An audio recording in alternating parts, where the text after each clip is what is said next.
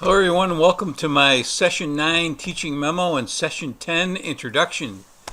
Today, winter visited again and schools were delayed around Dutchess and Ulster counties. We had one of my granddaughters and my stepdaughter home with us this weekend, so the house was busy. Love having the grandchildren, one at a time. The Patriots had another blasé win, and Tom Brady became the winningest quarterback in NFL history without a lot of fanfare. Bring on the Ravens. Okay, let's get started with some housekeeping. I finally finished grading or giving feedback to everyone on their first draft. Took me forever. You can now post your revised test to your new group. Notice you have a new group. Only active students are in these groups, unlike the first ones where several people were either withdrawn or stopped participating in the course. So if you were in one of those groups, you will not be in a group like that this time. You need to take and repost the tests of all your group members. Feedback is good, but not mandatory. Also, check back for latecomers. This is something that happens, is that you early birds, you go, you respond, you take the tests of your group mates who post early but then never go back to take care of those that might have posted at the last minute. We had some people do that for the initial draft, and they're still sitting there without anybody having looked at them. So please, if you haven't gone back and looked at the initial draft groups, go back there and look to see if any of your group mates posted late. Take their tests and give them feedback so they won't be behind the eight ball. This again will be graded with the modified discussion board rubric. Remember to use my and your classmates' comments to prepare and write your three-part analytic summary, which you'll submit in session 12. So you might want to look ahead and see exactly what that is that you should be doing. Remember, you also have to do your baseline survey again, so keep that up to date so you won't be bogged down with a lot of work at the end of the session, end of the course. I also mentioned earlier in the last teaching memo, I believe, I mentioned that there was in the true-false test on chapter 14, test prep, there is what I consider a poorly worded question. If you got one wrong that you absolutely feel was correct, send me an email with your rationale for answering the question the way you did, and I may give you credit. We'll only be meeting for 3 more weeks, which means that many of you need to catch up, and others can start working ahead on the remaining assignments, including vocabulary in your own words, which I've been talking about every session since we started, and the 3-part analytic summary. Session 9, I will be grading your double entry journals on Popham's test prep chapter 14, and the connections you made to all the other test prep material and test anxiety articles that I shared in course materials over the last 2 sessions. The bottom line is that if our students are prepared, they will be confident, which in turn alleviates stress. There are also a myriad of pressure-reducing strategies like meditation, breathing, yoga, stretching, and other activities we can do to make things much less anxiety-producing. Whether you work in a school that does test prep inappropriately or appropriately, you now know what you should be doing and that there are acceptable ways to prepare your students for the state assessments, other than mind-numbing practice tests. This topic is so important because so many veteran and new teachers are not aware of the educational defensibility principle. Most people are aware of the ethics principle, that you can't cheat. But educational defensibility is something that most teachers are not very familiar with. And also that there are easy ways to relieve test anxiety. The biggest thing, in my opinion, is your attitude about these tests themselves. If you believe strongly that these tests are wrong, biased, don't assess accurately, or otherwise should not be used, you need to be extremely careful not, capital N-O-T, to pass this along to your students. I liken it to elementary teachers who dislike math or science and pass that dislike along to their students. It's not right and unethical to say the least. Unfortunately, this is often done unconsciously, so be aware of your attitude. Session 10. This week's session deals with a very important and hot topic in the assessment field, formative assessment and or assessment for learning. Many teachers believe they are doing formative assessment by using typical large group question and answer strategies. Au contraire, mon frère.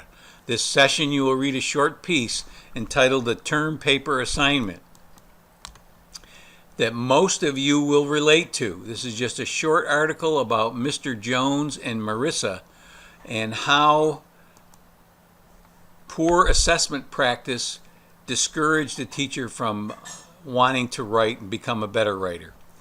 In this course, I've tried to model formative assessment by providing exemplars, allowing you to use the rubric to grade them, giving you feedback, allowing you to take quizzes twice, etc., etc. You should have no excuse for not knowing how to go about it. Watch the Emily video, and make sure you connect to Miss W and how she goes about teaching the writing process. Emily, I have a video, an interview by Judy Arter with Emily. And you may think one of the complaints I get is like, oh boy, this is staged. Well, it really happened. This is a real student who met with the school committee to talk about the writing program, and you'll get a real strong idea of what good formative assessment or assessment for learning looks like and sounds like. This discussion board, talking about assignments, this discussion board on instructionally oriented assessment or assessment for learning is now open.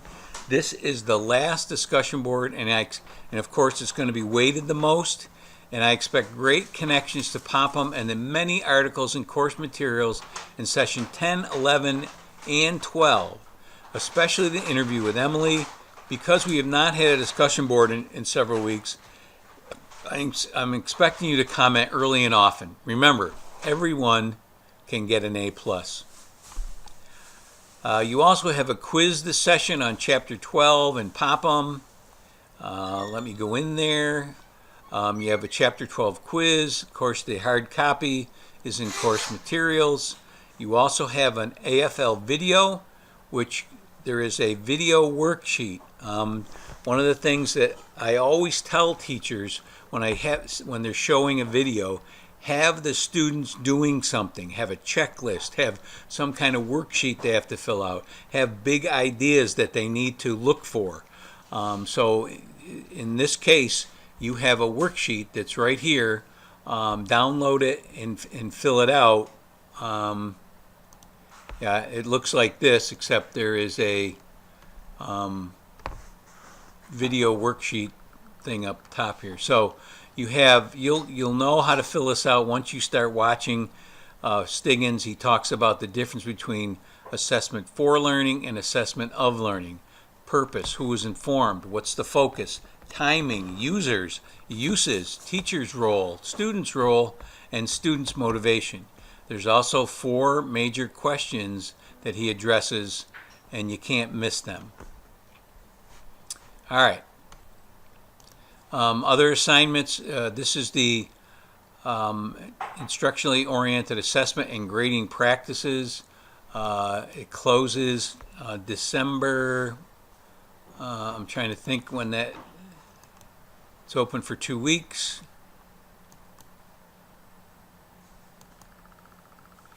So it will close on Monday the 19th.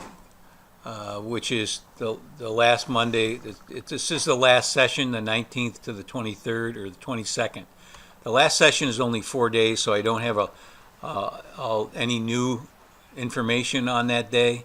But know that this one closes on December 19th. Okay. So that's your major assignment.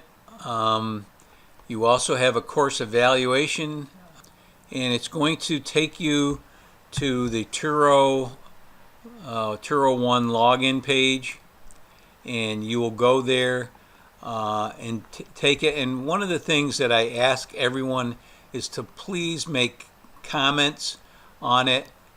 Giving me 4s and 5s is great, or even 3s or 2s, whatever you feel like giving me.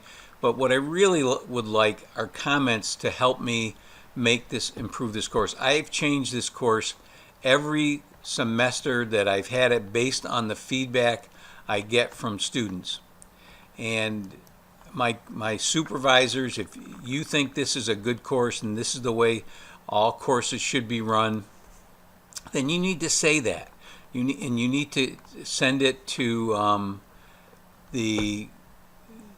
so my supervisors see it, so they know exactly what needs to be done to make courses better, or what I need to do to make my course better.